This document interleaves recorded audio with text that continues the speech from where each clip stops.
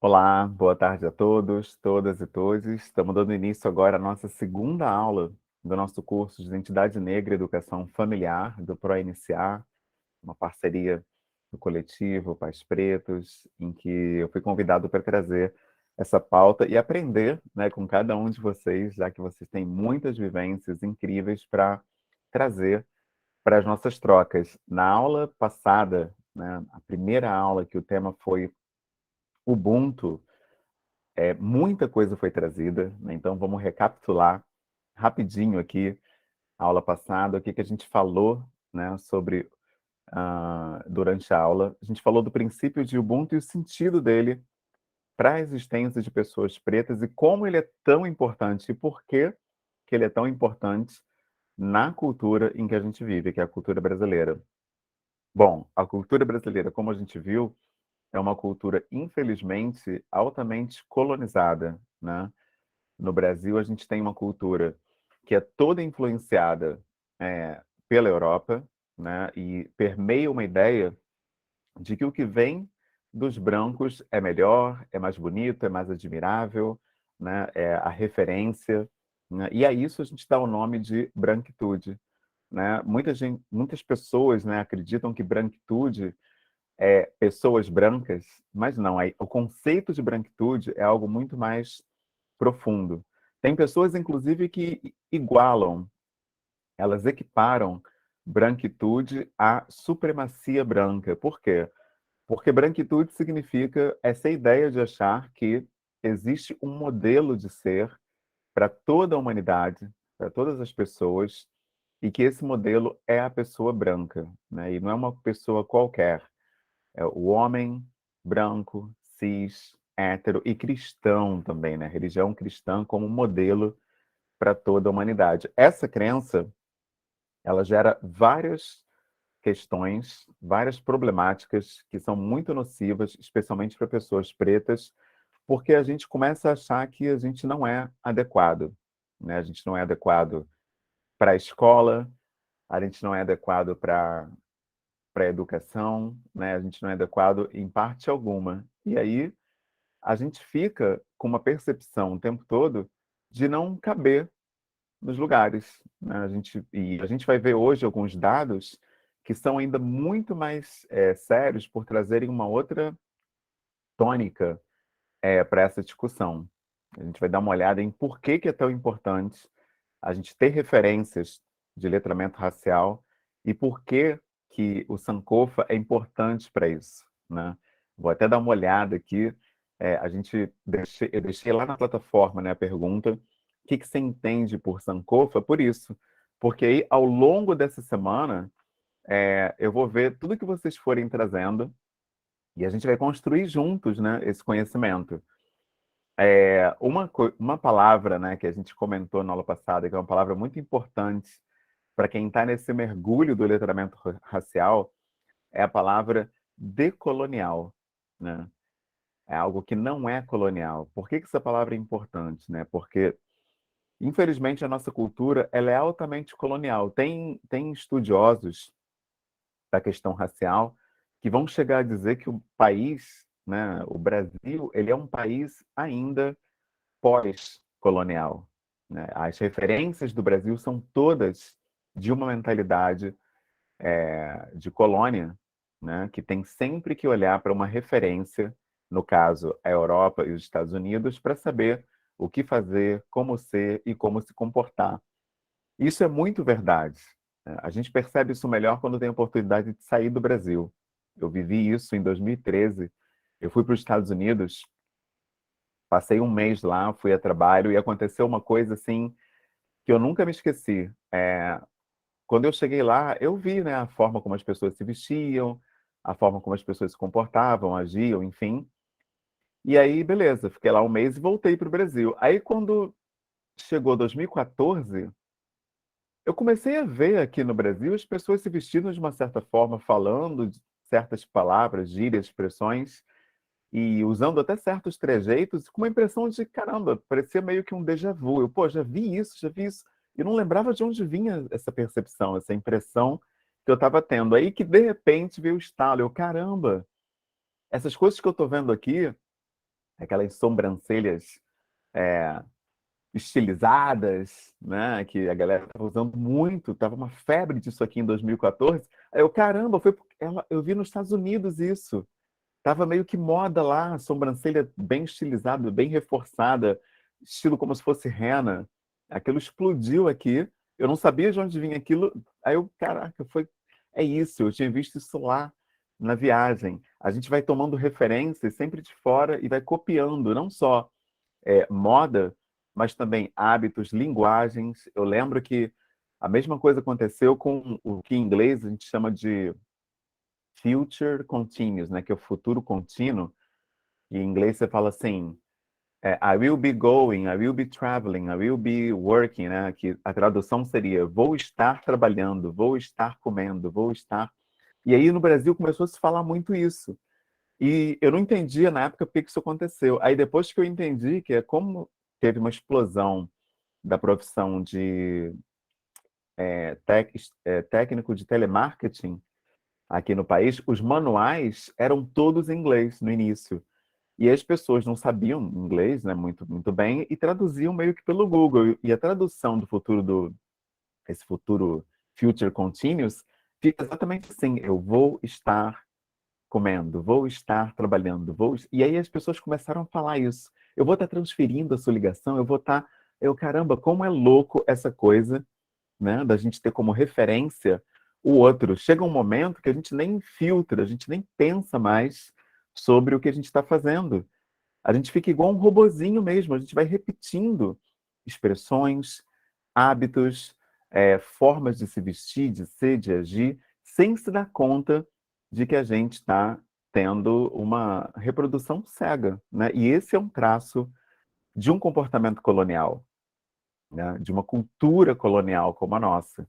Então é muito importante a gente ter esse conhecimento, até para a gente entender como funciona o país, né? Vocês devem ter visto, né, o caso terrível que aconteceu recentemente de um médico, né, um anestesista que abusou de uma mulher, e quando ele foi abordado no ato de prisão, era impressionante, assim, o tratamento formal com que ele era tratado, né, a educação, até isso tem a ver com que a nossa pauta de hoje, que é a branquitude, né? Porque mesmo quando você é preso por um ato inumano, né, um ato quase que bestial, você é tratado com cortesia, polidez, formalidade, porque o homem branco, cis, hétero, ele está num lugar do imaginário social que é um lugar de poder, ou seja, jamais um homem como ele seria catado ali pela gola, pego pelo cabelo e levado, né, preso de uma forma agressiva ou uma forma ríspida, como homens pretos são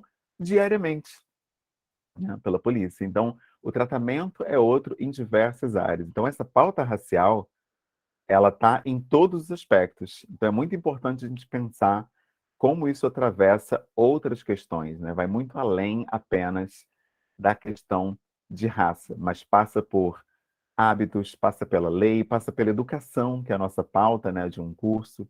Então, é muito importante a gente ter essa sensibilidade. E aí, tratando especificamente da pauta de hoje, né, do Sankofa, é, a gente falou um pouquinho já na aula passada que é importante olhar para trás, para princípios ancestrais africanos, para entender como a gente se insere na sociedade brasileira de uma maneira empoderada, né? A gente comentou que o Ubuntu, ele tem essa característica.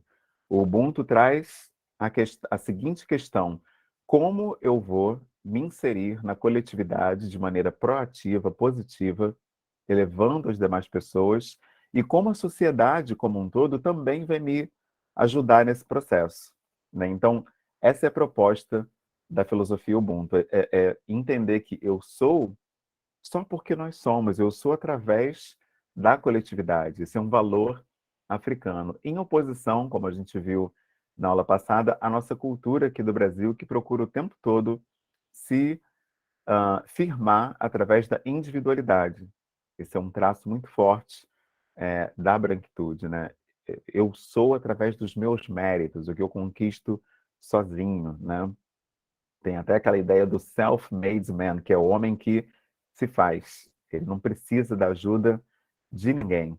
e a gente comentou sobre alguns nomes de marcas, né, que também revelam esse traço da cultura, né? Você tem, por exemplo,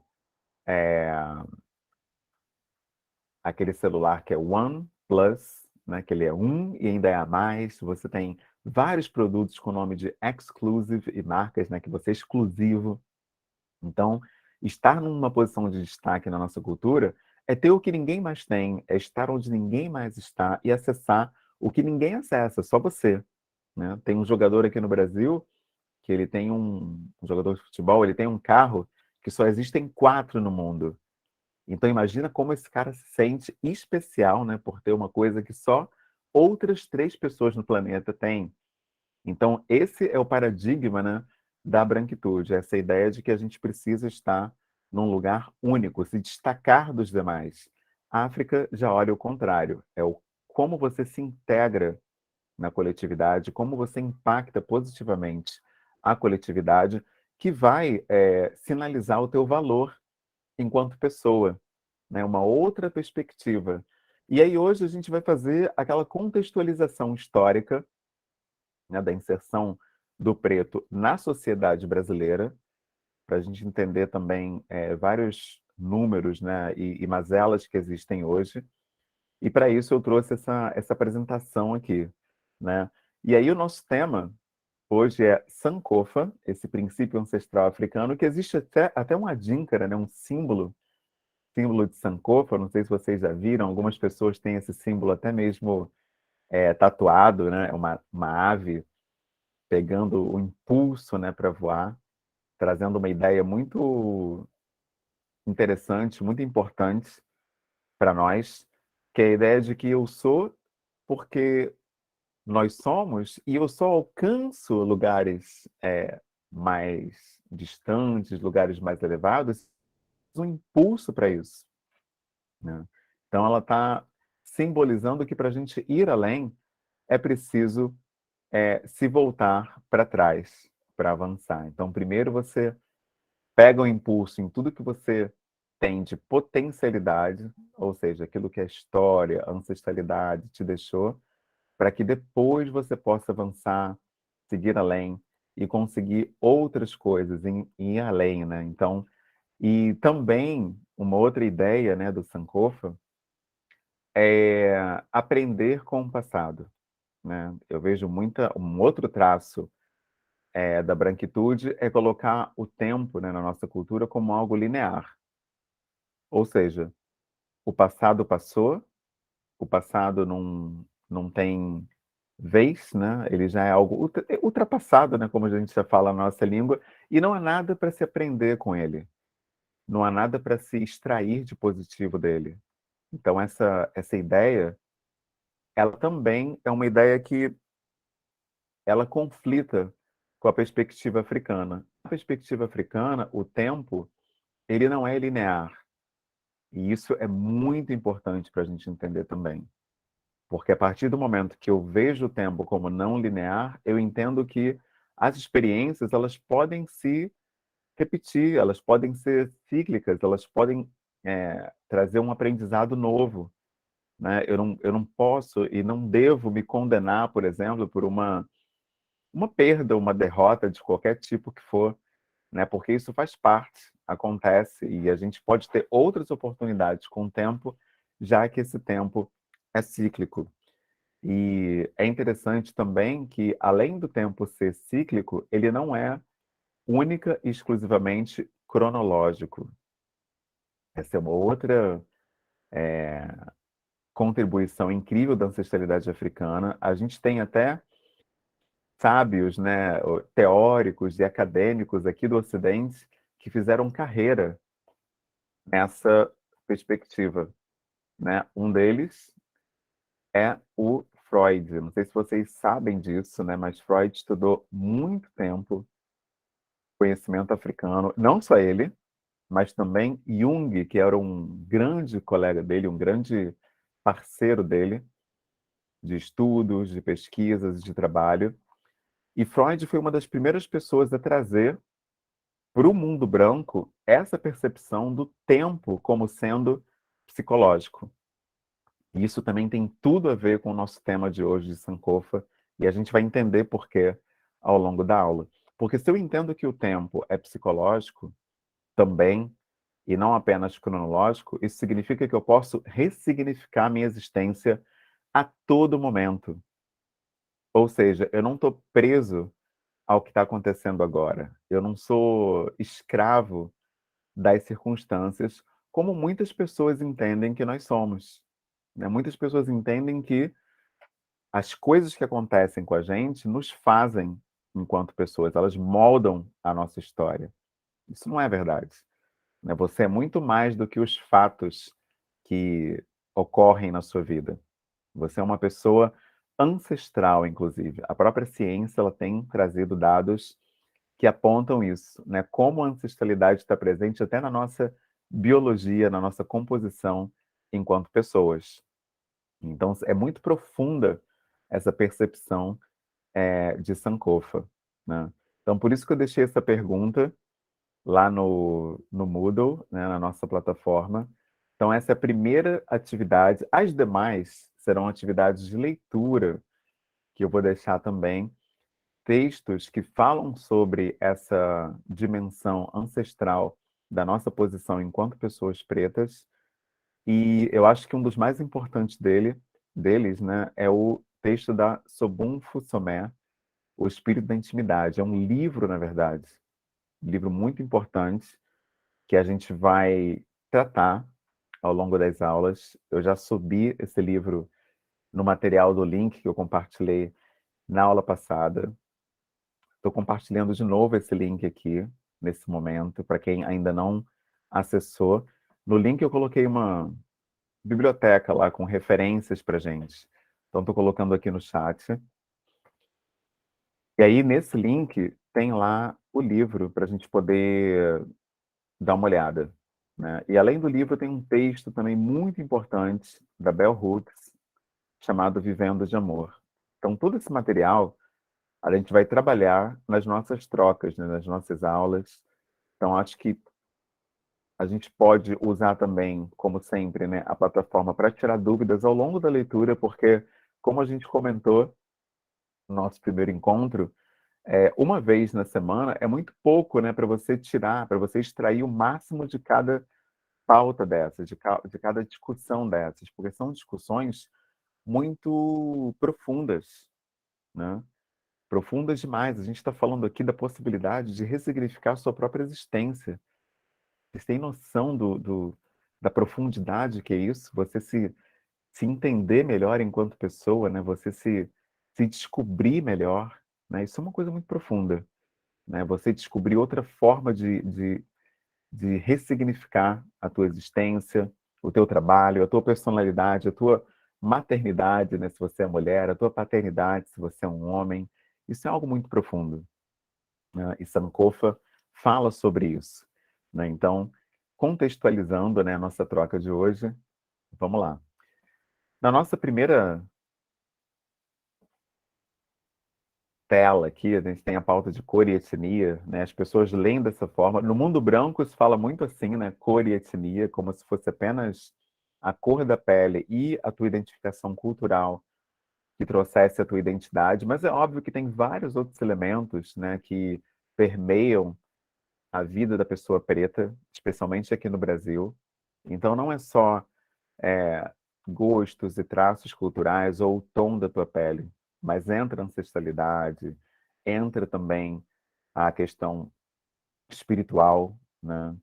A forma social também, como você se organiza, o local onde você está inserido, né? Esse ano, por exemplo, várias pessoas, por ser um ano eleitoral, muitas pessoas têm se posicionado sobre essa questão da identificação com o continente africano. Teve até um filme, não sei se vocês viram, né, o Medida Provisória, ele fala sobre essa identificação ou não com a África. E isso não é consenso, inclusive, né, entre os pretos no Brasil, a identificação com o continente africano. Tem vários debates sobre isso. Existe o panafricanismo, por exemplo, que defende que todos nós somos africanos em diáspora, e existem aqueles que não veem sentido, né, nessa ideia, acham que não somos africanos, somos brasileiros, enfim, e não precisamos, né, de estudar e ler sobre a cultura africana. E são contra, inclusive, leis como a 10.639 de 2003, que promulgam o ensino da cultura afro-brasileira nas escolas, né? Enfim, a gente vive numa democracia, há espaço para todos, né? E a gente deve acolher e respeitar toda essa diversidade. Então é importante trazer esse dado até para vocês conseguirem, né, articular formas de dialogar com essas pessoas nos espaços que vocês vão acessar. Eu lembro que na aula passada muita gente falou que é da área da pedagogia, né? Então, quem é da pedagogia, quem é da educação, vai encontrar esse embate na hora que começar a falar sobre ancestralidade africana, sobre cultura preta. Vai ter pessoas falando: pô, somos todas iguais, para com isso, aqui é Brasil, para que falar de África, né? Então vai ter sempre um discurso nesse sentido. Então é importante a gente se munir de conhecimentos para abordar essa pauta. E aí aqui, ó, o primeiro princípio de Umoja, que está aqui, é um dos princípios que a gente vai abordar no nosso próximo encontro. No encontro passado falamos de Ubuntu, e hoje a gente fala de Sankofa, para perceber como os dados que a gente vai ver hoje, dados históricos, eles não só revelam muito sobre o nosso presente, enquanto pessoas pretas aqui no Brasil, e sobre o presente dos nossos alunos pretos, das pessoas pretas na nossa família. A gente vai falar muito sobre dados de família, que às vezes a gente nem se dá conta, mas tem tudo a ver com o que a gente vai estar abordando hoje. Então é muito importante a gente desenvolver uma sensibilidade para racializar a nossa percepção acerca de tudo. E isso também é letramento racial.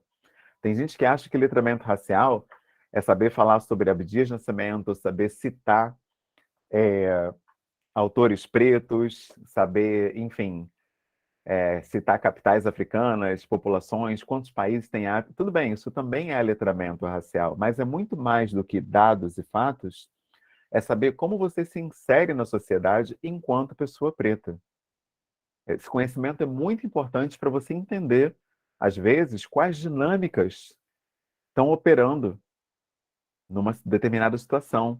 Às vezes, uma determinada coisa não está fluindo por uma questão racial que está operando ali e você nem está se dando conta por não ter essa profundidade, por não ter essa sensibilidade. Por isso, o letramento racial é uma pauta assim urgente, né, para pessoas pretas.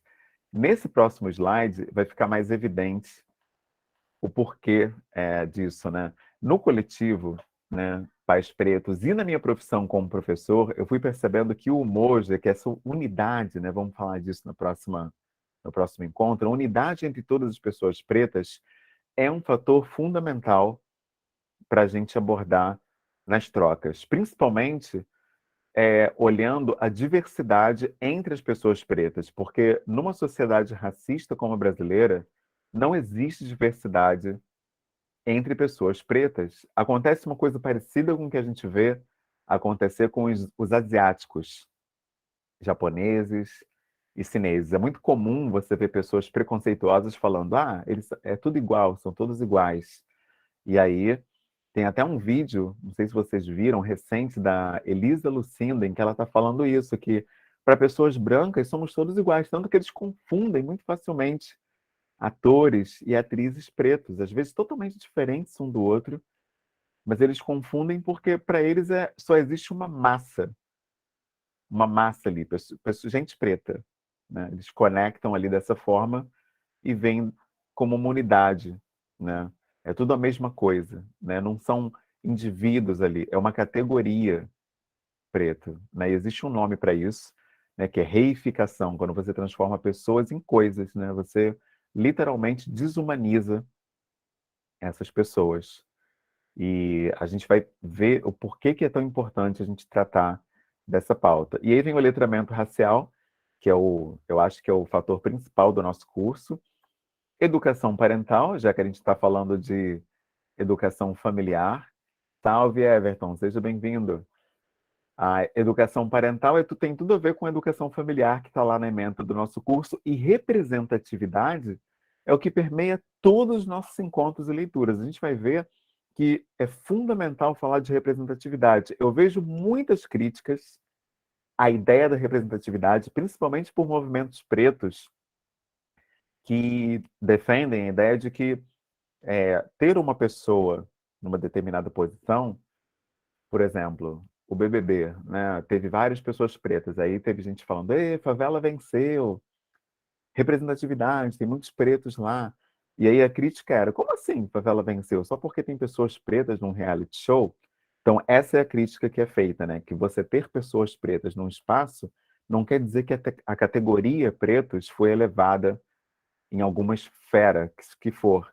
Né? Se você tem, por exemplo, a Thelma, né, que foi vencedora da outra edição como médica, não quer dizer que a favela venceu porque tem uma preta médica. Tem vários pretos que não conseguem sequer pisar numa universidade, mesmo que pública, como a UERJ, por várias questões sociais, raciais, que impedem isso. Então, a crítica que é feita à ideia da representatividade é essa. Mas o outro lado, né, a contrapartida que a gente busca trazer, não só nesse curso, mas em várias outras frentes, é que a representatividade importa e muito a partir do momento que você começa a ter no real, né, no cenário em volta, pessoas sendo referência, pessoas pretas sendo referência naquilo que você busca para você. Então, se você é um professor, você tem professores pretos para se inspirar, para se espelhar, para se aprofundar. Se você quer ser médico, você ter médicos pretos, ter visto médicos pretos para que você ter meios de sonhar com essa possibilidade de você também chegar lá. Agora, quando não existe referência nenhuma, é muito mais difícil para você sonhar, pensar, projetar, planejar e se ver nas posições que você deseja alcançar.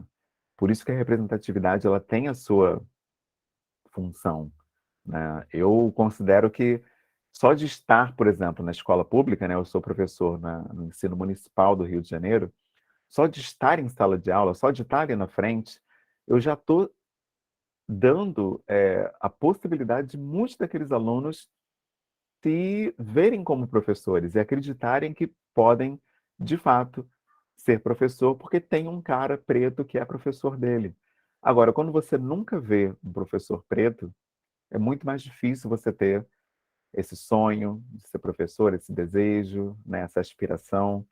E eu estou falando da minha experiência, mas isso é dado, né? Tem institutos, né? Eu só tenho esse dado dos institutos americanos. Não sei se já foi feita uma pesquisa assim no Brasil, mas a Secretaria de Economia dos Estados Unidos ela encomendou um estudo que mostrou que quando um aluno preto ele tem uma professora ou um professor preto no ensino médio, né, que eles chamam de high school, esse aluno tem 30% de chance maior de concluir os estudos, né, na escola. E na universidade, a mesma coisa. Quando uma pessoa preta tem um professor preto na universidade, a chance dela drop out, né, dela sair daquele curso, dela evadir, né, cai 34%, porque ele acredita que ele vai conseguir. Porque se tem aquela pessoa preta lá que passou por toda essa sequência de disciplinas que invisibiliza o preto, não traz autores pretos, não fala nada sobre ancestralidade preta. Então, se ela conseguiu, apesar de ser tão duro, né, eu conheço pessoas que não aguentaram o ambiente universitário pelo teor de racismo presente, não só nos materiais, mas também no discurso dos professores, dos colegas de sala. Não é nada fácil para a pessoa preta cruzar toda essa trajetória da vida universitária. A gente sabe disso. E aí, quando você tem um educador preto ali, você tem uma espécie de fôlego, né? Nessa luta para continuar ali, apesar dessas microviolências que são constantes. Por isso que representatividade é um fator importante para pessoas pretas em todos os espaços, não só na escola, mas também na universidade, espaços de adoração ou culto, seja você membro de qual religião for, se ver nesses espaços é importante. E no meio empresarial, né? Vem se falando muito sobre isso no país recentemente, né?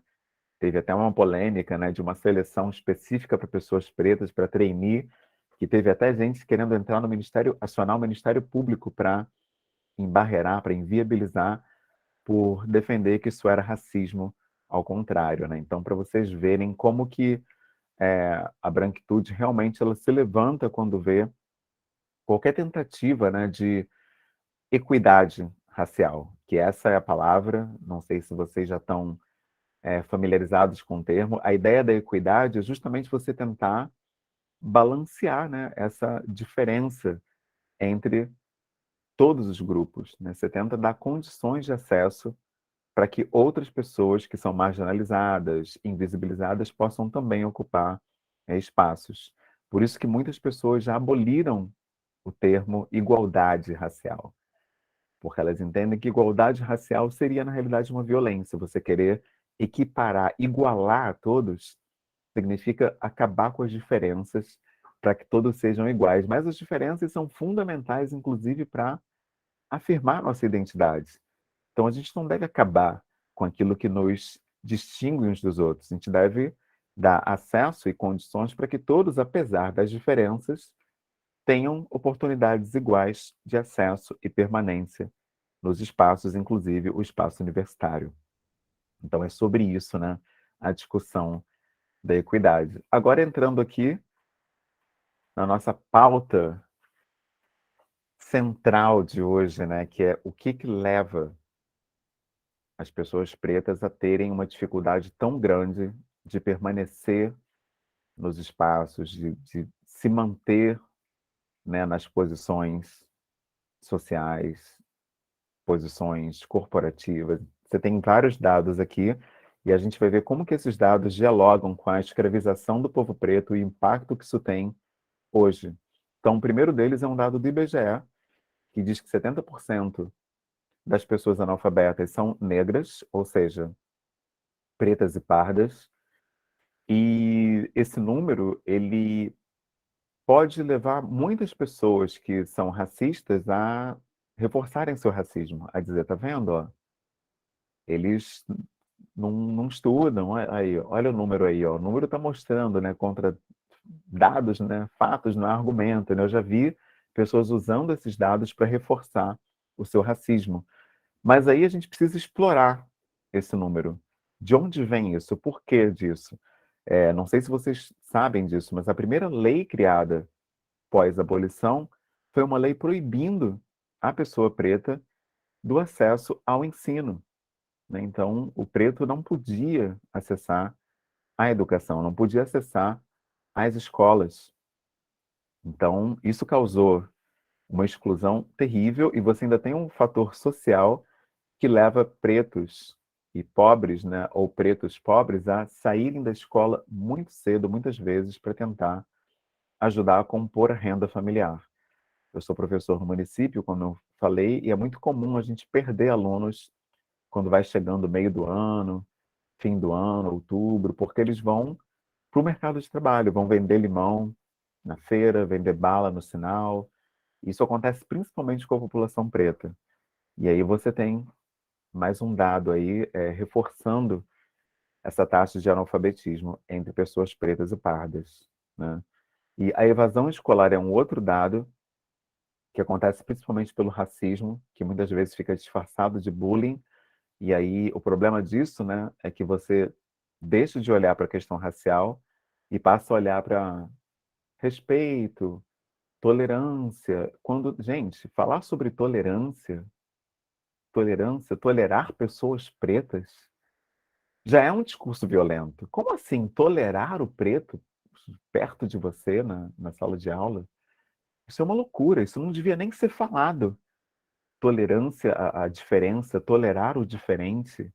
Eu não sei como pessoas sérias no país defendem esse discurso. Você deve tolerar o gay, tolerar o preto, tolerar o gordo, tolerar o.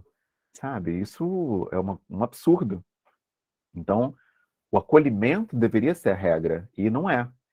E essa evasão escolar acontece principalmente em função desse racismo, né, que ele permeia toda a educação, desde o discurso dos professores até mesmo os materiais escolares.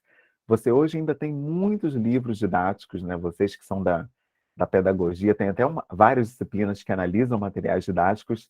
Vocês sabem perfeitamente que muitos materiais têm pessoas pretas sempre em posição de subserviência, limpando, né? Ou então em posições de assessoria, e o branco como médico, como engenheiro, como, né, nos cargos de poder na sociedade. Essa narrativa permeia ainda muitos materiais didáticos, isso quando tem pessoas pretas, né?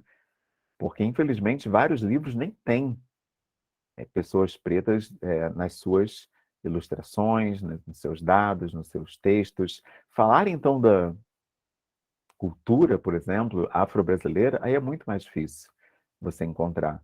E tudo isso leva também à evasão escolar, porque se você não se vê, se você não se contempla, se você não se enxerga no livro, nas atividades, nas datas comemoradas, e pelo contrário, você ainda é, de diversas formas, repelido, rechaçado, evitado desse ambiente escolar, a escola acaba se tornando um ambiente extremamente tóxico para você, né? Então, você tem agora, né? A gente está em julho, a festa junina, festa julina. Quantas crianças pretas pedem, imploram para os seus pais para não levarem eles para a escola nessa época, porque não conseguem encontrar um par para dançar. Ninguém quer dançar com a criança, uma loucura. E aí o professor às vezes tem que dançar com uma criança preta, ou tem que forçar, entre aspas, uma criança para fazer essa dança junto com o coleguinha preto, para ele não ficar excluído. Então é terrível, né, a gente pensar sobre como o ambiente escolar pode ser violento para pessoas pretas. Então, essa pauta ela entra também como um fator fundamental na, nesse dado, né, que a gente vê, nesse número terrível. Esse número vem pelo racismo, por dados sociais e pelo tratamento que essas crianças recebem.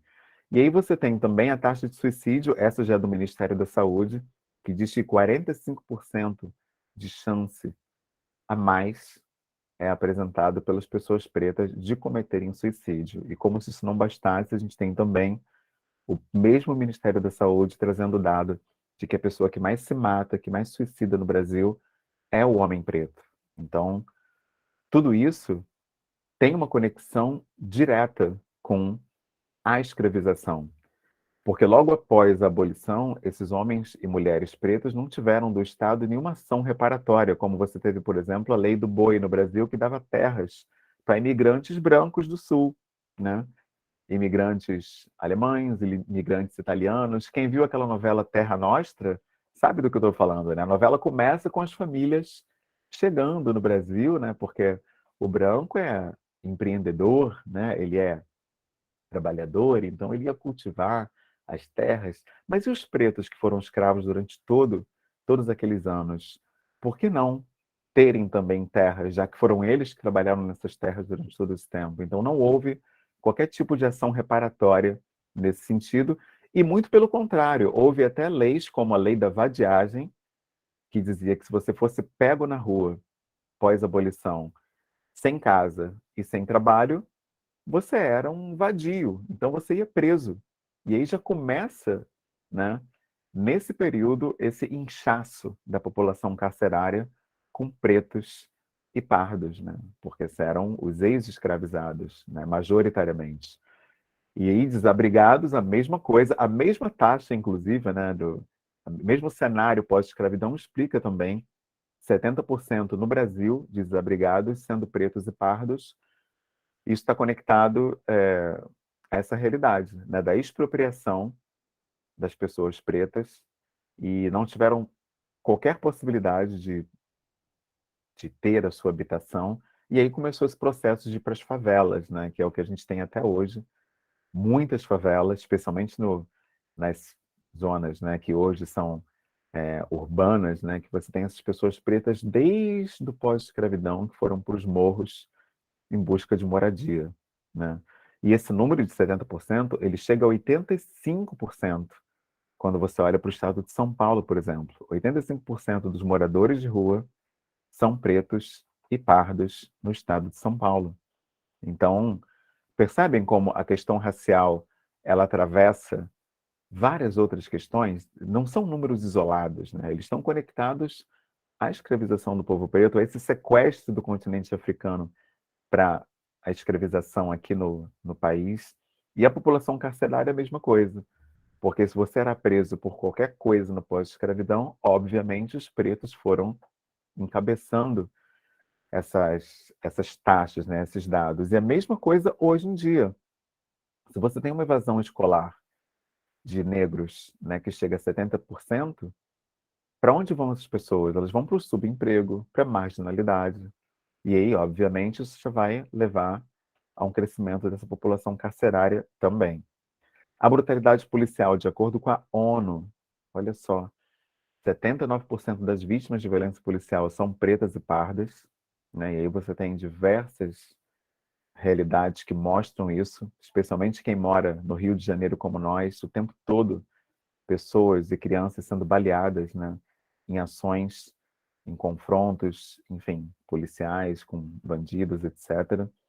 O Fórum Brasileiro de Segurança Pública, ele dá esse dado da população carcerária de 60%, mas existem outros institutos que dizem que o número é muito maior, né? E eu não acho que seja exagero, né? Na verdade, dá até para imaginar isso. Bom, então a gente percebe que todos esses dados que estão aqui, eles dialogam com a escravização do povo preto, né? São dados que são atuais, mas que têm um espelho ou na escravização ou no pós-abolição, né? Que é uma abolição que muitas pessoas se perguntam se de fato aconteceu, né? Já que nós não somos tão livres assim, né? Vários teóricos estudiosos vão falar sobre isso. E esse tema, ele se conecta com Sankofa como? Né? De que forma, né? Por que que a proposta é Sankofa e eu estou falando sobre esses dados que são terríveis para a população preta? Porque é justamente dados como esse que fazem com que pessoas pretas no Brasil tenham uma autoimagem extremamente danificada, uma autoestima muito danificada. São pessoas que se veem de maneira extremamente negativa porque os símbolos que percebem sobre si mesmas e sobre o próprio povo são todos negativos, né? Vamos lá. Primeiro dado aqui, analfabetismo, né? Quantas pessoas, né, têm na própria família ou conhecem pretos que não sabem escrever, não sabem ler, escrever o próprio nome. Evasão escolar, quem não conhece várias pessoas pretas que largaram o estudo para trabalhar, às vezes na própria família, nossos avós não concluíram. É raro você ter entre pessoas pretas os avós, por exemplo, com formação universitária. Isso é raro de acontecer. Geralmente, quem tem o vovô médico, a vovó advogada, são pessoas brancas, porque para as pessoas pretas, a própria permanência no ambiente universitário é algo super recente, né?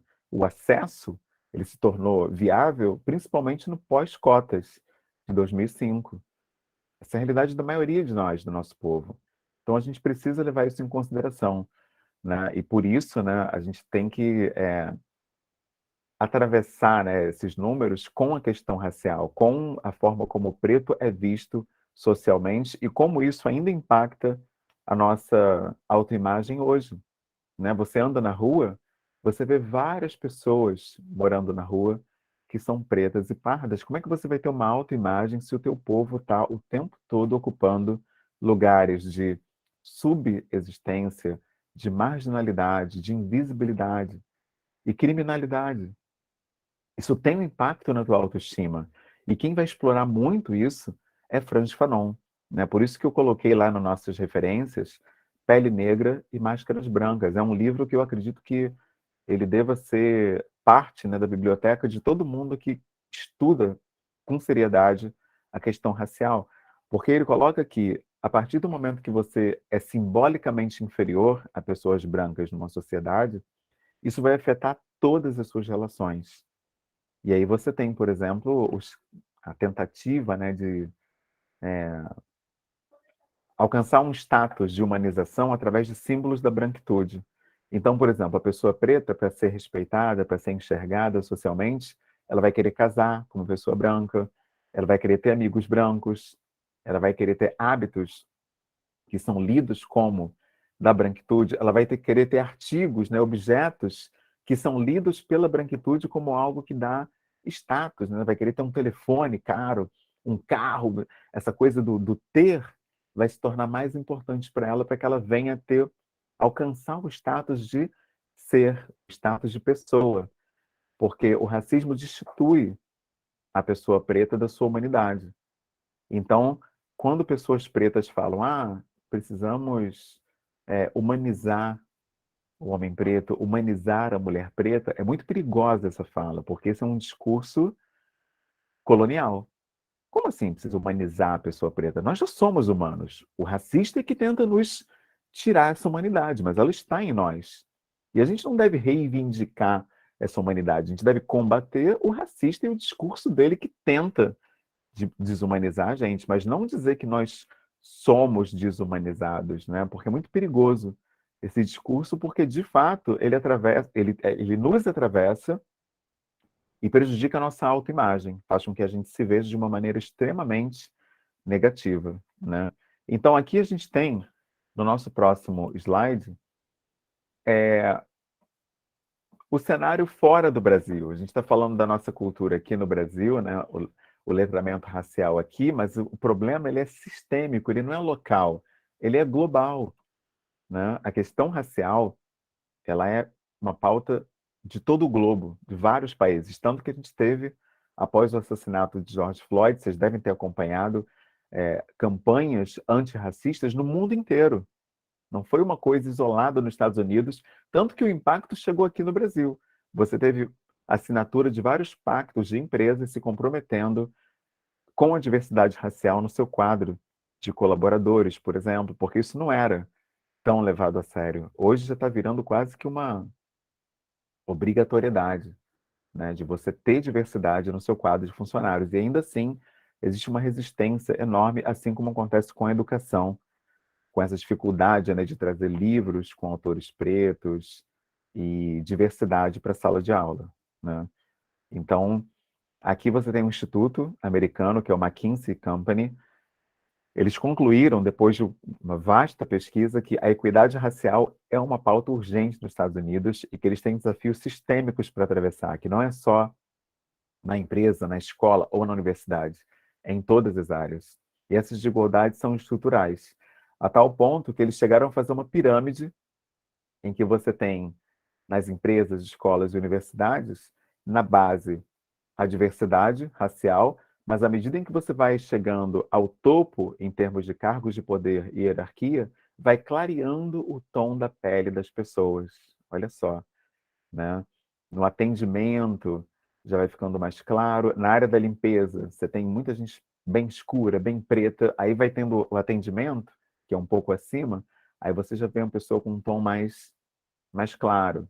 E aí você vai para o cargo de gestão, cargo de supervisão, são pessoas mais brancas. Geralmente o líder, o CEO, né, o presidente, o VIP, diretor, quase sempre uma pessoa praticamente europeia. Você olha e vê um europeu ali, uma pessoa branca, olhos claros, muitas vezes loira. Então, esse é o elemento que esse instituto constatou. E quando eu li sobre isso, eu falei, caramba, no Brasil é muito parecido. As empresas onde eu tenho trabalhado, palestrado, oferecido consultoria e cursos, é totalmente assim, né? Não sei se vocês também tiveram essa percepção, mas até mesmo na escola, por exemplo, diretores de escola privada, principalmente, você não tem diretores pretos, né, que seria o cargo mais alto, né, digamos assim, né, nas empresas a mesma coisa. Essa pirâmide em que a pele vai clareando na medida em que o cargo vai subindo, ela se reproduz em vários espaços, vários deles, até mesmo espaços de culto, mesmo culto de religião de matriz africana. Você tem lideranças, muitas vezes brancas, e as pessoas assessorando pretas. É comum isso, já tem denúncias diversas sobre esses casos. Então, esse estudo identificou a necessidade de gerar oportunidades específicas para pessoas pretas para promover a tal da equidade racial, porque sem isso você não tem. Se você não tiver seleções, como teve o caso do trainee para essa loja, né, de varejo aqui do Brasil, específicas para pretos, o preto não vai ocupar majoritariamente o quadro de funcionários, não existe a possibilidade de você alcançar a equidade sem ações específicas para o público que você está querendo inserir. E isso é importante para nós, especialmente para os educadores que estão aqui, é que você deve promover também oportunidades em sala de aula para que essas crianças, né, pretas e pardas também brilhem, né, nas atividades, porque elas vão tender a ficar ali meio que escondidinhas e não querer aparecer por não se verem em posições de destaque. Então a gente precisa fazer essa ponte com essas pessoas e lugares de representatividade, né? Então é mais ou menos essa a visão necessária para que a gente chegue nesse lugar. E Sankofa fala sobre isso. Existe um termo, não sei se vocês conhecem, né, que é epistemicídio, né? Esse termo, epistemicídio, ele fala de você pegar a tua esfera simbólica e matar, né? É o que é feito mais ou menos não, né? É totalmente na nossa cultura com símbolos pretos, né? Você viu no carnaval, por exemplo, a discussão em torno do Exu, né? As pessoas dizendo que era demônio, né? Que é o diabo. E por que que se faz isso? Será que é por ignorância? Será que é só porque as pessoas nunca leram, não se informaram? Sabe? Sueli Carneiro, ela aprofunda muito essa discussão, né? A gente tem o Boaventura, também Souza Santos. Eu vou levar isso para as nossas referências também, que eu acho importante aprofundar. Quando você tem toda uma marginalização de tudo que é conectado à pessoa preta, você acaba fazendo com que essas pessoas vão se apequenando, né? Especialmente se elas acreditarem nessas narrativas. E muitas vezes a gente acaba acreditando porque é desde que a gente é pequeno, é desde que a gente estava lá no berço, pequenininho, desenho da Disney, as princesas todas loiras, príncipes brancos. Você já não via essa pluralidade nas historinhas, nos desenhos. Então você já cresce se vendo como menor, percebe? Então a discussão ela é muito séria porque a gente precisa trazer uma contranarrativa enquanto educadores, né? Para a gente poder combater essa realidade. E aí, eu procuro fazer isso no meu trabalho através da ancestralidade, como eu comentei no nosso encontro passado. Mas como o nosso objetivo no curso é trazer também o empoderamento, eu preciso que vocês descubram qual é a linguagem que fala melhor com vocês, que pode não ser necessariamente essa coisa da ancestralidade, estudar a cultura dos povos africanos. Pode ser o caminho da espiritualidade africana, pode ser o caminho da literatura. Eu, por exemplo, sou de letras, eu amo a literatura, mas foi a ancestralidade que realmente me fascinou na cultura preta, do povo preto. E tem várias outras frentes que podem também, filme, né? Quem não conhece Nollywood, né? Que o pessoal chama, é a segunda maior indústria cinematográfica do mundo, da Nigéria. Não sei se vocês estão familiarizados, mas é mais um canal que vocês podem mergulhar para promover a cultura afro-brasileira nas escolas, por exemplo, filmes, não sei, de Angola, enfim, cada um vai buscar o seu canal para entrar nessa discussão. Ancestralidade, para mim, é o que pareceu mais interessante pela defasagem que a gente encontra no Brasil, defasagem histórica, uma defasagem pedagógica, né? Na nossa formação falta muitas referências, então eu trago elementos da ancestralidade para essa discussão e hoje eu trouxe esse símbolo, né? Esse adíncrana de Sankofa, que é esse desenho aqui, para quem ainda não conhecia, que fala sobre valorizar o passado, aprender com o que passou e entender que para transitar não só no presente, mas caminhar no futuro, é preciso ressignificar esse passado, especialmente para nós aqui do Brasil, que temos todo um passado construído na base do racismo. Tem estudiosos que chegam a afirmar, o Gessé Souza é um deles, ele chega a afirmar que o Brasil foi forjado no racismo. Ele defende que o tijolo que construiu esse país é o racismo. Tem vários elementos. Eu poderia falar aqui durante 2 horas só sobre iniciativas racistas que permearam, né, a composição da nossa cultura, da nossa sociedade como um todo. Então, essa é uma discussão muito séria, muito profunda, né? E a gente vai trocar sobre isso, né? E o Sankofa ele faz esse convite para a gente olhar para trás com um outro viés, né? A palavra viés hoje é importante. Tem até cursos nas empresas sobre viés consciente. Já ouviram falar nisso? Viés consciente? Essa pauta é importante também para quem é da educação, principalmente, porque vocês vão estar em contato com o público o tempo todo. O viés inconsciente são percepções, né, que você vai ter sobre o outro que não vêm de você, mas foram introjetadas por uma cultura que sempre massificou em você. O que que é ser preto? O que que é ser mãe? O que que é ser mulher? O que que é ser membro da comunidade LGBTQIAP+. Você começa a formar ideias estereotipadas das pessoas sem se dar conta, né? E é preciso, às vezes, um curso ou uma aula ou uma conversa para que você perceba como você tem uma lente, uma ótica racista, mesmo às vezes sem ser racista. No caso das pessoas pretas, a gente chama isso de auto-ódio, né? Já que o preto não tem poder estrutural para se impor sobre outros pretos, ou seja, um preto não pode ser racista, ele pode reproduzir esse auto-ódio, esse ódio pelo que ele é, pela própria pele, própria cultura, própria ancestralidade. Então, isso explica muitas das coisas que a gente vê, né, como mazelas sociais, né? Pessoas pretas que não querem formar família com pessoas pretas que não querem trabalhar junto com pessoas pretas, não querem fazer parceria com pretos, não querem consumir de pretos, né? A gente precisa falar sobre essas coisas. Olha que comentário interessante que chegou aqui da Luara.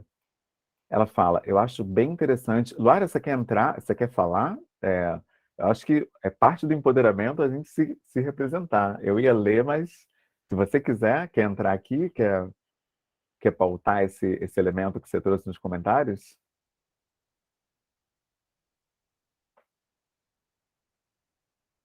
Ah, tá no trabalho. Perfeito. Ela tá no trabalho, então eu vou ler o comentário dela. Olha só. Acho bem interessante a menção dos filmes africanos. Como meu maior projeto é a minha filha de 4 anos, gostaria de comentar que a reação dela ao ver a avó assistindo um filme nigeriano. Mãe, olha só, todo mundo nesse filme tem a minha cor. Que legal. Né? Exatamente isso, né? A gente quer se ver. Tem listas, inclusive, que a gente pode fazer, né? A gente tem esse canal lá do Moodle, a gente pode colocar lá os links de listas e códigos do próprio Netflix que você consegue ver produções pretas. Não sei se vocês já viram isso. Netflix tem, lá onde você coloca procurar o título que você quer ver, você tem a opção de colocar número. E esses números são códigos para determinados tipos de filme. Enfim, tem código para documentário, tem código para desenho e tem código para produções pretas. A gente pode compartilhar esse conteúdo também, porque eu acho muito importante, quase que de sobrevivência epistemológica para nós, né? Que é como a gente se vê, né? O epistemicídio é uma realidade, tenta-se o tempo todo diminuir tudo que tem referência ao continente africano e cabe a nós ressignificar isso. E a Luara continua. Ela coloca aqui, eu acho válido essa ferramenta como educação, não só na realidade das nossas escolas. Eu, que sou da área da pedagogia, como no âmbito familiar, não vejo isso sendo propagado devidamente. Olha, essa fala dela é perfeita, porque eu fico muito triste, de verdade, né, que eu sou professora há mais de 20 anos. É triste ver que na escola essa pauta só entra da diversidade, com raras exceções, obviamente, só se fala disso em novembro. Às vezes nem no feriado de zumbi se fala, é só mais um feriadão para a gente emendar e não ter aula. Então é muito triste e a gente que tem que fazer essa diferença. É por isso que eu fiquei tão feliz com esse curso do ProIniciar, porque ele nos permite repensar isso, essa dinâmica racial que atravessa o nosso país, a nossa sociedade, a nossa cultura. Perfeito? Eu sei que eu tinha combinado, né, da gente fazer as nossas trocas ao vivo de no máximo 1 hora, mas essa pauta é muito rica. Então ela acaba, às vezes, passando um pouquinho. Se alguém precisar se ausentar, fica super à vontade, o vídeo vai ficar gravado. Eu só vou concluir com o próximo slide, que eu acho que é muito importante, porque ele traz o outro lado da moeda. Eu trouxe todo o lado do racismo. O que, que o racismo coloca sobre nós? Mas e a África? O que, que a África traz? Que Sankofa é esse? É voltar para onde? É ressignificar o quê? O que, que eu adoto para que eu recupere essa autoestima que foi roubada de mim desde a minha infância nesse país? Como é que eu faço essa travessia, né, para o continente africano, mesmo estando aqui no Brasil? Então, eu trago aqui alguns elementos, obviamente, não é meu interesse e nem pretensão tentar esgotar essa pauta. Inclusive, essa ideia da perfeição, de dar conta, é uma coisa da branquitude, tá? No nosso letramento racial, a gente vai aprendendo sobre isso.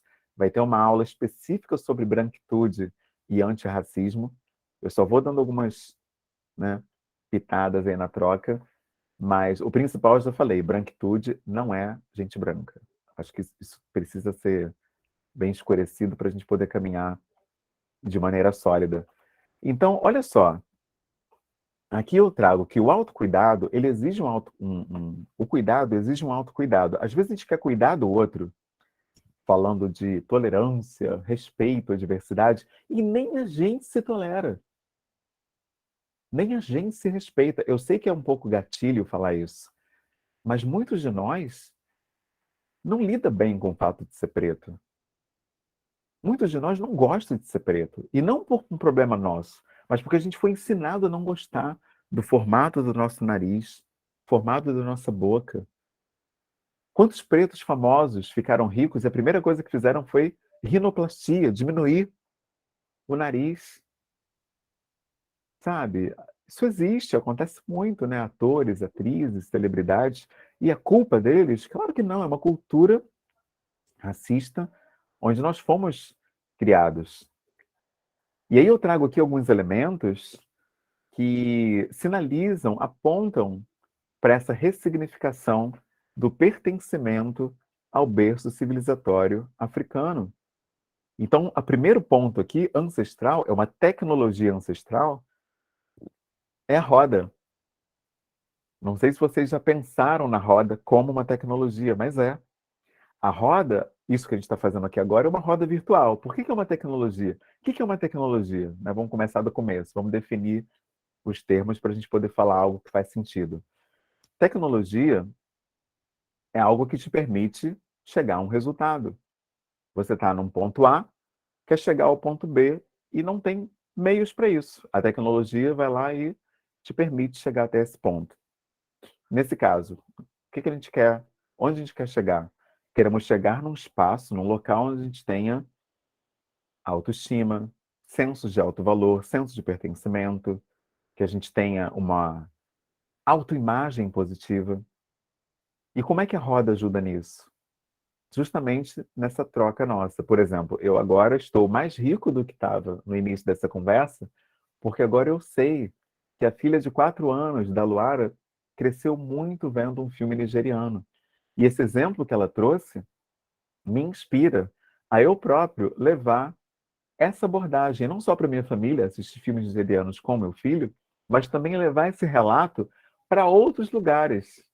A Luara vai alcançar gente que ela nem conhece, sem saber, né? Através de um relato simples e breve que ela deu aqui. Pessoas vão se emocionar, vidas vão se transformar através de um relato que eu escutei, ou melhor, eu li numa roda despretensiosa com os alunos da UERJ. Percebem como que a roda pode se transformar de diversas maneiras? E aí a tradição oral é um outro ponto fundamental, porque está se perdendo na nossa cultura, em que todo mundo fica preso na sua tela. É um no celular, até em casa. As refeições juntos, que é uma tradição ancestral africana, todo mundo sentado ali junto para comer, é algo que hoje vem se perdendo. É um no quarto, no celular, comendo, o outro está no tablet, o pai está vendo o jogo na tela da TV, e o outro está no outro. Gente, as pessoas estão perdendo essa tradição oral, e essa tradição oral, ela nos conecta com nós mesmos. Não sei se vocês conhecem o termo afoxé. Afoxé, a palavra que faz, é a capacidade de você potencializar a tua própria existência através da fala. Isso é muito importante. E a gente deve fazer isso. A gente deve, é uma fala consciente, é uma fala que tem propósito. A gente não deve falar à toa. A fala, ela pode transformar tudo. O som, né? O som é uma energia importantíssima.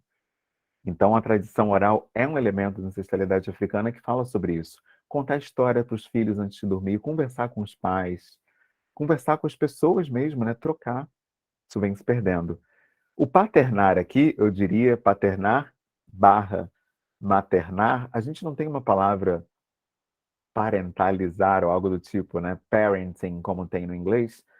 Mas o que está sendo trazido aqui é que você deve paternar e maternar pela ótica africana, que quer dizer o quê? Acolher, amar. O pai e a mãe, o paternar e o maternar na ancestralidade africana significa dar acolhimento, apoio, escuta ativa e um espaço para que as pessoas possam se tornar melhores. É o Ubuntu que nós vimos no encontro passado. Estar disponível para o outro. E é muito importante que a gente cultive isso. E aí eu vou dar uma passada rápida na roda. Não vou em cada ponto, senão nem 2 horas vai dar. Mas, bem resumidamente, pranayama, técnicas de respiração para você se acalmar ou para você ter foco para diferentes metas. Essa é uma criação do povo preto também. Se tornou mais famosa com a Índia, né? Com a yoga da Índia. Mudras são posições também, posturas do dedos, né, com os dedos, para atingir estados mentais também que vão te ajudar para atingir diversos objetivos, né? Então, é um presente também que a ancestralidade nos dá.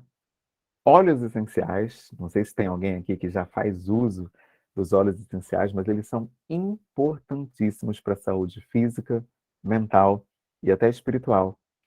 Posso dar um exemplo aqui, o óleo de alecrim, por exemplo. Se você está ansioso, nervoso, preocupado, você pinga uma gota de óleo de alecrim na palma da mão, óleo concentrado, esfrega as palmas da mão e exala, né? Cheira. Naturalmente você vai se acalmando, se tranquilizando quase que instantaneamente. Um óleo essencial, um potinho que não custa nem R$ 10 numa feirinha. Uma coisa que as pessoas não dão a mínima pode ter um efeito transformador na vida. Banhos, nossa, eu tenho um exemplo aqui em casa. Meu filho tem rinite, sinusite, a gente dá banhos nele com folhas de eucalipto, por exemplo, né? O banho da água de eucalipto, a gente ferve o eucalipto e aí aquele chá a gente coloca, né? Dá o banho nele com uma vasilhazinha, na hora vai desobstruindo as vias respiratórias, é algo quase que instantâneo. E aí você, numa cultura racista como a nossa, tem várias pessoas que falam que banho de folha é coisa de macumbeiro, é coisa de feitiçaria, vem cheio de nomes para adjetivar de maneira negativa para que você não faça uso dessas tecnologias e, pelo contrário, marginalize ainda mais cada uma dessas produções. Isso acontece com o chá também, que é a próxima pauta. Não sei se vocês já ouviram esse papo, mas eu já ouvi dizendo que chá deixa o homem impotente. Olha só que loucura. Até o chá, as pessoas dão um jeito de marginalizar, dizendo que o chá vai afetar a masculinidade, o chá isso, o chá aquilo, querendo levar uma ideia negativa para o chá, né? Asanas são posturas sentadas, né? Você vai alinhar os chakras, respirar melhor, se concentrar melhor. Os asanas são muito difundidos, principalmente entre os praticantes de yoga, né? Ou yoga, como algumas pessoas falam. Yoga kemética, né? É a yoga do Egito Antigo. Ela é muito conhecida aqui no Ocidente. Tem pessoas até dando curso online, é bem interessante. Eu recomendo, eu faço, sou um praticante e indico. Alimentação e tal, ela é muito usada pelos Rastafaris, por exemplo. E aqui a gente conhece como crudivorismo. Na ancestralidade africana é muito comum, tanto que é dito que os africanos são os que têm os melhores dentes, né, no mundo, porque comem muitos brotos, folhas, legumes, verduras, e pouquíssimo açúcar, né? Então, o dente das pessoas em África, ele é muito, muito bom, forte, saudável, né? Adíncaras, adíncaras são esses símbolos, né, que nós estamos vendo nas nossas aulas. Esse símbolo aqui no meio, essa ave, é o adíncara de Sankofa, né? É um símbolo, você pode falar adíncara ou adíncara. E a vantagem, né, o que que esse símbolo tem de especial é que o próprio símbolo traz o conceito que ele aborda. E aí você consegue, com o passar do tempo, se lembrar do princípio ancestral só de ver esses símbolos. E isso também é parte do letramento racial, especialmente das pessoas que estão abertas a essa possibilidade de beber, né, o conhecimento ancestral africano. Perfeito? Então, eu acho que essas abordagens aqui são muito bacanas para a gente redescobrir esse valor da ancestralidade africana. Eu recomendo demais que a gente se aprofunde nisso, nessas trocas, nessas discussões. E deixo aqui agora o espaço para perguntas, né? Se alguém tiver alguma pergunta, alguma dúvida sobre o que foi tratado nessa aula. E vamos usar também a plataforma, né? O Moodle, para a gente fazer essa troca. Vou subir esse PowerPoint lá no nosso material também, né? E quero saber também, né, de vocês, o quão próximos, né, e íntimos, né, vocês estão da pauta que a gente trouxe hoje, né? Se vocês têm alguma vivência, né, por exemplo, nessa roda que alguém está familiarizado com algum desses elementos, já faz parte da vida de alguns de vocês, né? Quem quiser liberar aí o vídeo, né, o microfone, a câmera e quiser entrar para uma troquinha, uma troca rapidinha para fechar, fica super à vontade também. E o espaço vai estar aberto para a gente ir trocando ao longo da semana até a nossa próxima aula, que vai ser sobre o princípio de Umoja, né? Então é isso, gente. Temos perguntas hoje, comentários, dúvidas, espaço de vocês.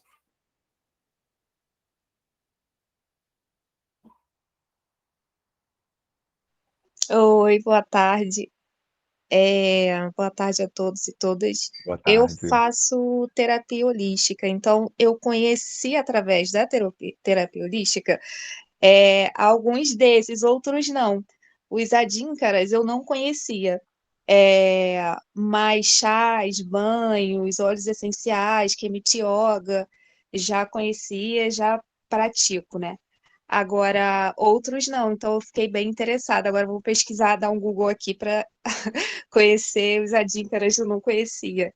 E Maravilha. outros, né? Nossa, que legal. Muito legal ouvir isso, porque eu sou de letras, né? Eu sou de inglês literaturas, né? Na UERJ. E a coisa dos símbolos, logo na primeira, acho que é o primeiro período a gente já tem uma matéria chamada linguística. E aí você vê a coisa dos símbolos, né? Dos signos, como eles são importantes. E é uma grande tecnologia, na verdade, da Gíncaras. Por quê?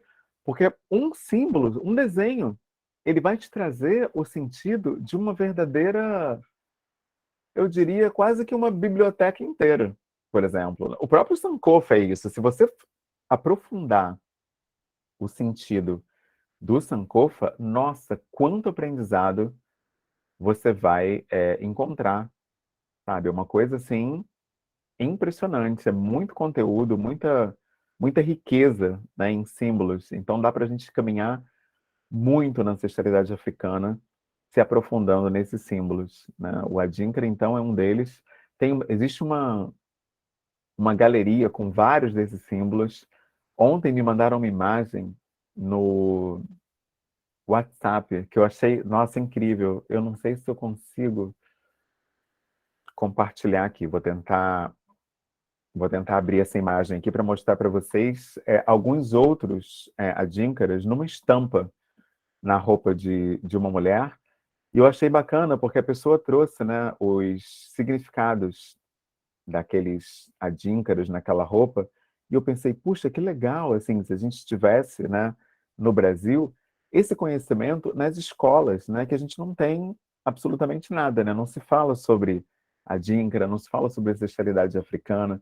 E aí, quando a gente vê esses símbolos, e aqui a gente, eu me incluo também, porque eu sou um também que quando vi esses símbolos, esses adíncaras, eu achava que era só uma estampa, sabe? Eu achava que era só um desenho bonito, né? Salve, Letícia, tudo bem? Bom trabalho, minha irmã. Nossa, que bom que você gostou do encontro. Fico muito feliz. Depois pode acompanhar lá o finalzinho da gravação. A gente vai ficar só mais um pouquinho. Ótimo trabalho para você e obrigado pela presença.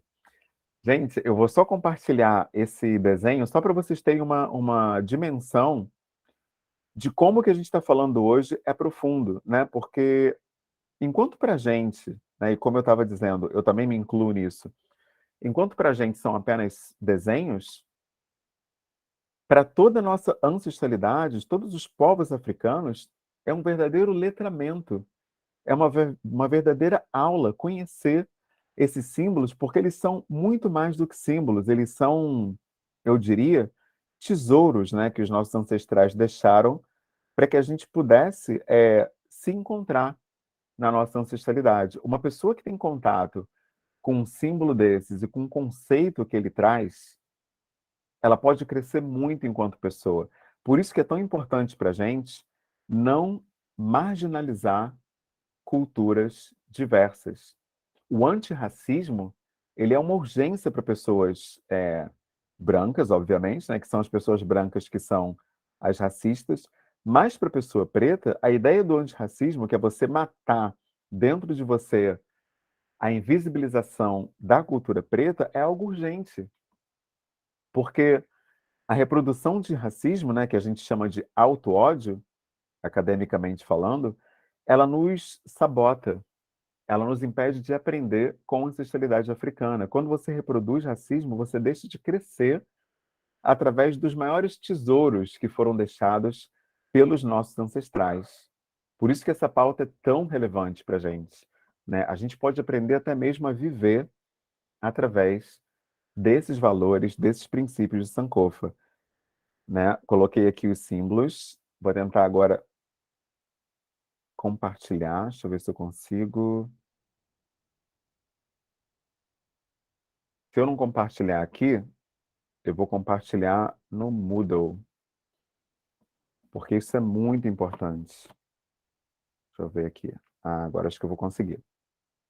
E aí, além dos chás, né, que eu acho que dos chás e dos adinkaras, a gente tem o pranayama, que eu já vi pessoas relatando, né, que tiveram crises de ansiedade, por exemplo, na rua, né, num momento ali de dificuldade, e foi justamente esse conhecimento, né, que permitiu que essas pessoas conseguissem superar essa crise, né? Inclusive, tem uma técnica respiratória que vem do pranayama, não sei se vocês conhecem, que é a narina e liberar a outra, e alternando as narinas na respiração. As pessoas que entendem disso, né, de práticas de meditação e tudo mais, elas falam que esse exercício ele é capaz de te acalmar instantaneamente. Sabe, na terceira ou quarta respiração, você já está mais tranquilo, você já está mais calmo, você já está mais centrado, já está mais focado.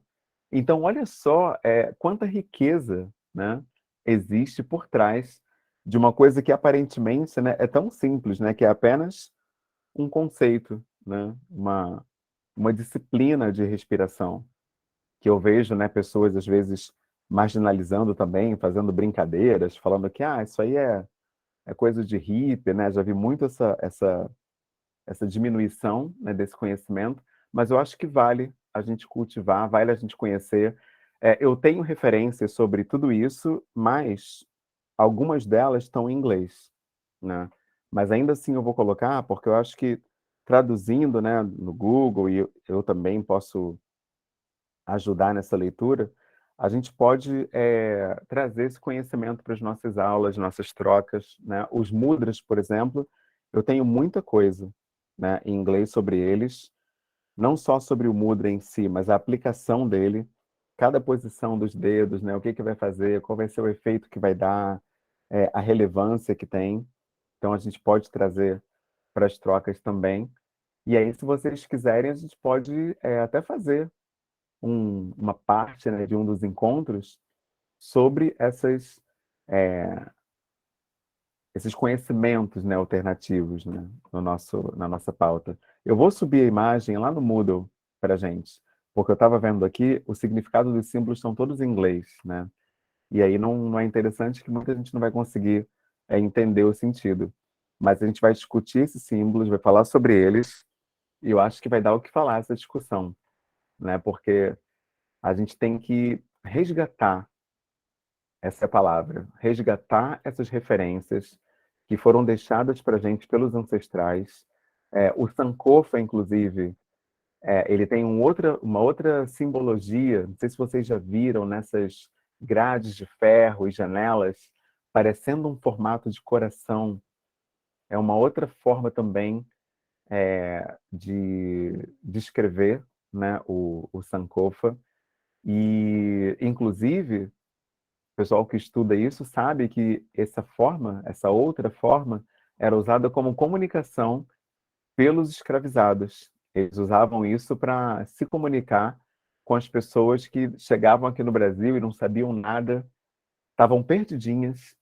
E aí elas viam esses símbolos nas construções, sabiam, opa, aqui tem gente da minha etnia, porque é lá na minha etnia que a gente utiliza esse símbolo, né? Então, era uma comunicação que era feita entre essas pessoas. Olha só, através de um símbolo, né, as pessoas conseguiam se comunicar, né? Eu consegui trazer aqui o símbolo, né? Vou compartilhar rapidinho para vocês verem a riqueza, né, do Sankofa. Pronto.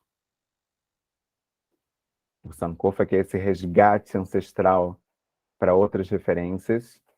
Ó, esse símbolo aqui é uma roupa.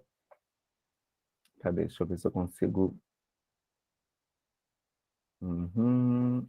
Agora vai. É uma roupa, um adereço. E aí, nesse adereço, olha só, você tem vários símbolos aqui, vários adinkras. O significado dele logo abaixo, só que está em inglês. Eu vou traduzir lá na nossa plataforma, mas eu achei que seria bacana trazer essa imagem agora, só para vocês verem a pluralidade e diversidade disso. E olha que nem tem aqui os símbolos que a gente falou hoje. Aliás, tem o Sankofa ali, ó, é o segundo deles, né? Então, cada símbolo trazendo todo um conceito para você mergulhar na ancestralidade africana, né? Então, essa é a pauta que eu acho que a gente precisa conhecer para a gente ressignificar, trazer um novo sentido à nossa existência, um novo orgulho, né? Pertencimento. E quem não é preto, né, e está aqui no curso e tem contato com pessoas pretas, acaba tendo também formas de ajudar essas pessoas também nesse resgate simbólico, esse resgate epistêmico, tá certo? Então fica aqui esse essa referência, né? Vou subir essa imagem lá com a tradução do significado de cada um desses adinkras para a gente compartilhar nas nossas trocas, tá certo? Tem uma pessoa entrando aqui. Bom, e a outra coisa que eu falei rapidinho foi o outro símbolo do Sankofa, outra forma que ele tem de ser apresentado. Vou abrir aqui no Google Imagens rapidinho, só para mostrar para vocês, ver se alguém já viu essa forma. Eu acho que provavelmente vocês já viram, porque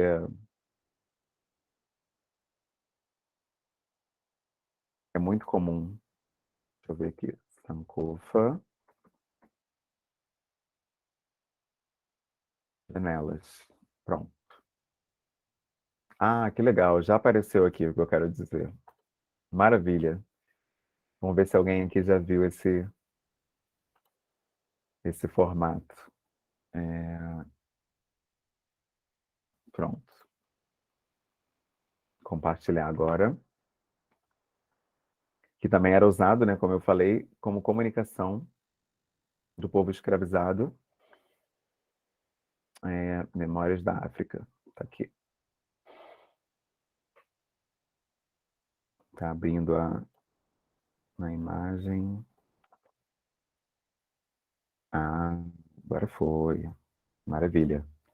Então, olha só, essa imagem, não sei se vocês já viram, Quem já tiver visto, dá um alô aí, libera o microfone e troca aí com a gente, que eu acho que é rico a gente ver, né, a inventividade do povo preto. Descobriram uma forma de se comunicar sem falar, né? Ou seja, só de colocar na grade, na janela, essa linguagem, as pessoas vendo, opa, tem alguém da minha etnia por aqui. Ó, olha o formato ali, ó, o Sankofa. Tá vendo aqueles quatro, como se fossem quatro corações? Logo abaixo, ó, tem uma outra imagem aqui, mais próxima. E aí, alguém já viu isso? Numa grade, num portão, numa janela? Exato, é isso aí. Então, ó, é comunicação que o povo preto tinha e tem, né? Porque é do nosso legado. Então, essa é uma outra forma de representação do Sankofa. Então, percebem como é muito rico, né? É incrível. É isso, gente. Essa é a troca de hoje. Espero que vocês tenham, que tenha crescido, que tenha agregado. O vídeo, né, vai ficar salvo para as pessoas que não puderam pegar o início, para as pessoas que não puderam estar aí desde o começo. E perguntas, né? Alguém tem pergunta, comentário? Chegou alguém agora, né? Amanda. Que legal, Amanda. Depois você dá uma olhada nesse vídeo. Assim que estiver disponível, eu vou subir ele lá para a gente poder assistir, pessoal que não estava desde o início. E vou colocar textos também sobre essa pauta, tá? Para a gente aprofundar a discussão, que eu acho que é muito relevante conhecer formas de resgate do pertencimento ao berço ancestral africano, tá certo? Então, sobre isso é o Sankofa, sobre isso é a nossa atuação, especialmente atuação antirracista, né? É desmistificar ideias racistas sobre o continente africano. E para a gente fazer isso, o conhecimento é fundamental. Então, hoje a gente caminhou mais um pouco nessa direção. Então é isso, gente. Obrigado a todos, todas e todos pela presença. Opa, comentário. Ângela, quer falar ou eu leio? Se quiser, abre o microfone aí para o pessoal poder aprender com você.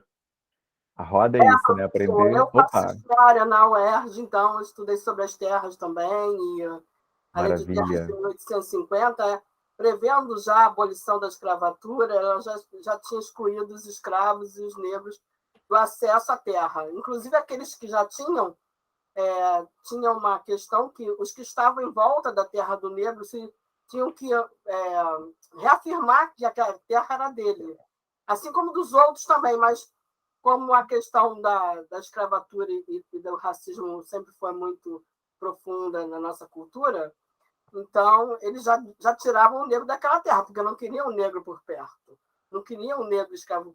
Então ele acabava sendo expropriado da terra que já tinha posse, né? Porque não Sim. tinha, porque as terras eram todas do Estado, né? E naquele momento estava se instituindo uma lei de propriedade privada, e aí eles foram já sendo excluídos antes mesmo da abolição da escravatura.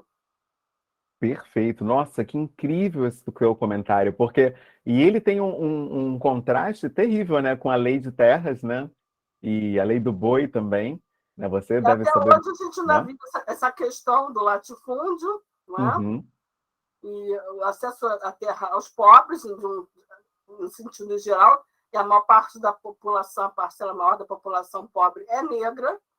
Eles já foram excluídos naquele momento e continuam estando excluídos do acesso à terra e à alimentação, sim, à sobrevivência, tudo que é necessário, né, ao ser humano, né?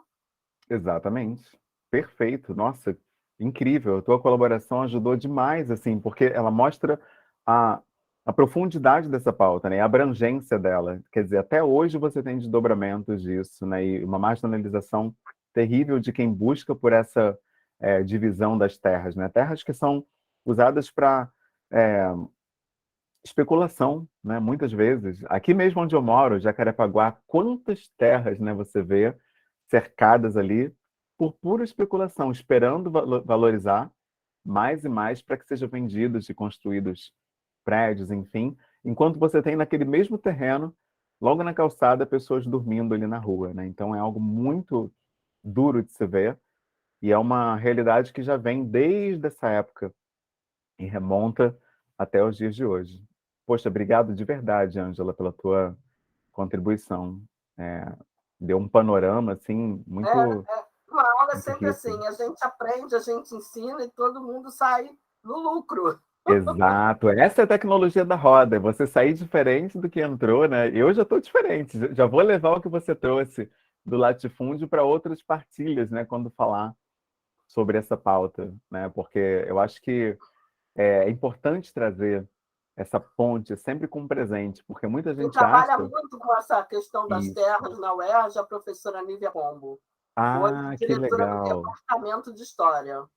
maravilha. Lívia ou Nívia? Vou até anotar Nívia, aqui. Nívia. Ah, Lívia, Não, Nivia. Nívia, Nívia. perfeito. É que eu estou muito gripada hoje, não consigo falar com clareza, me Não, desculpe. já salvei aqui, já salvei porque essa discussão ela tem vários atravessamentos, né? Não só com a questão latifundiária, mas até como eu comentei, né? Até de gênero. Veja só, um homem me Mas a deixar. questão também, Né? professor, é que a questão da terra também tem a ver com o quilombo, né? A Sim, questão da corporeidade, da identificação, da total. cultura do povo negro, quando, na, quando da questão de quando surgiram os quilombos no Brasil, né? Essa questão da terra tem tudo a ver com a cultura, porque essa Uhum, questão da terra ela é aglutinadora, a terra aglutinadora, né? sim. Quando ela fala em cultura, em sociedade, a terra é aglutinadora. Então, a importância de se falar da lei de uma lei de terras que pudesse alcançar um negro escravo na época em que ela foi criada, né, seria de importância muito grande, que a cultura se manteria de uma forma mais coesa, mais estruturada, menos dispersa, como a gente tem que fazer muitas pesquisas hoje em dia, para chegar a vários lugares onde a gente não tem ainda acesso, porque a cultura foi silenciada, Uhum, silenciada. perfeito. A gente vai falar sobre isso também no próximo encontro, sobre o Moja.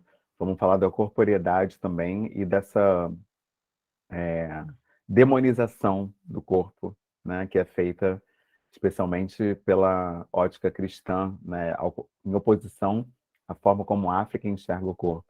Mas aí a pauta para um outro encontro, que já são quase 53, quase que eu estourei as 2 horas do nosso encontro. Vou deixar material para aprofundamento. Já deixei aqui no chat o link das referências bibliográficas, mas eu recomendo especialmente, né, o Vivendo de Amor, da Bell Hooks. Eu acho que é muito importante para a gente entender esse lugar onde a gente está como resquício da escravização, o impacto que isso teve. E também está lá, né, o Pele Negra, Máscaras Brancas. Esse é um livro que a gente vai estar citando o tempo todo. Então, recomendo demais que vocês leiam no tempo de vocês, né, na capacidade, na condição de cada um, cada uma. E o terceiro é o Espírito da Intimidade, de Sobon Sommer. São os 3 trabalhos que ele mais ou menos suleiam, né, para não falar norteiam, que é uma referência branca e colonial, que suleiam o nosso trabalho. Eles dão esse foco, né, nessa troca de hoje sobre o Sankofa. Tem muito mais coisa, tem o Qual Kitabu, é de Ney o livro, Lopes. professor? Desculpa que eu não entendi. Ah, sim, o livro se chama... Bom, tem o texto, não é um livro, é o texto Vivendo de Amor, da Bell Hooks. Tem o livro Espírito da Intimidade, de Sobun Fussomé. Está na nossa pasta lá de referências. Eu coloquei o link no chat, mas posso colar aqui novamente. Deixa eu ver aqui o link. Eu vou colar aqui de novo, porque esse link é o seguinte: quando você chega lá, tem 3 pastas: textos, fotos e vídeos. Lá no textos, eu coloquei uma pasta para gente, onde eu vou sempre colocando as referências. Vou colocar lá ainda, mas ele já está na parte de textos, né? Já está lá. Só que eu vou arrastar para a pasta do ProIniciar para ficar mais fácil de encontrar, porque tem muita coisa ali, porque são referências de vários trabalhos que a gente vai cobrir ao longo desse curso, né? Eu gostei muito da ementa desse curso, porque ele traz muitas coisas interessantes sobre ancestralidade africana, raça e família. Então, eu vi que a gente ia precisar de um repositório, né, para materiais. Então, o Vivendo de Amor, o Espírito da Intimidade e o Pele Negra, Máscaras Brancas são textos que vão estar aparecendo o tempo todo nas nossas trocas. Eu estou colocando de novo aqui, ó, o link do nosso material, porque às vezes a gente vai falando e vai comentando, aí vai sumindo. direct.me/Baltar. Pronto, tá aqui. Esse é o link, tá certo? E é isso. Então, no próximo encontro, falamos de Umoja e ao longo da semana vamos trocando sobre essa pauta lá na plataforma, lembrando que a presença, a participação de vocês é registrada através da interação lá na plataforma. Já deixei uma pergunta, que é o que você entende por Sankofa? Cada um deixe a sua resposta lá. Como que chega para você esse termo, esse símbolo, esse conceito, para a gente poder aprofundar essa discussão, tá certo? Obrigado, gente. Mais alguma pergunta, comentário antes de fechar a sala? Mais alguém? Dou-lhe uma, dou-lhe duas. Quem quiser, fica à vontade. Ó. São 4h57. 3 minutinhos. Não? Sem perguntas? É isso, então. Vamos trocando. Valeu, Aline. Obrigado, Larissa. Beijão, tamo junto. Everton, todo mundo que apareceu aí. Ângela, obrigado pela participação, presença, comentários. Ajudou demais. Eu que agradeço pela aula, professor. Muito bacana. Tamo junto. Um abraço e ótima tarde para todos e todas.